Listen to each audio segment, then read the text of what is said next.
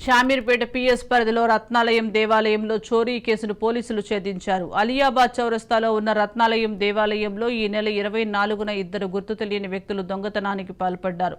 దేవాలయ చైర్మన్ వెంకటేష్ ఫిర్యాదు మేరకు షామీర్పేట పోలీసులు సీసీ కెమెరాల ఆధారంగా దర్యాప్తు చేపట్టారు.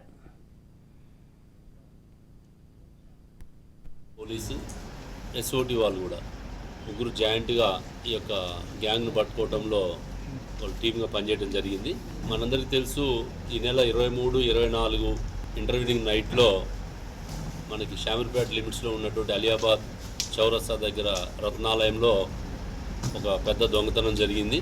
ఆ రోజు 24వ తారీఖు పోలీస్ స్టేషన్లో కంప్లైంట్ ఇచ్చిన తర్వాత ఇక్కడ షామీర్పేట సిఐ, డిఐ పేట్ బషీరాబాద్ నరసింహరాజు, తర్వాత సిసిఎస్ ఇన్స్పెక్టరు వీళ్ళందరూ కలిసి ఇమీడియట్గా ఆ స్పాట్ విజిట్ చేసి అక్కడి నుంచి దాదాపుగా ఒక 400 సీసీ కెమెరాలు వెరిఫై చేయడం జరిగింది. 1 by 1 చూసుకుంటూ పోతే లాస్ట్కి మనం ఆ నేరం ఎవరు చేశారు అనేది వాళ్ళు పసిగట్టి నిన్నటి రోజున వాళ్ళని పట్టుకోవడం జరిగింది. ఈ యొక్క రత్నాలయం టెంపుల్ అఫెన్స్తో పాటుగా దాదాపు 13 దొంగతనాలు వీళ్ళు చేయడం జరిగింది. ఈ 13 దొంగతనాలు కూడా ఈరోజు మనం వీళ్ళని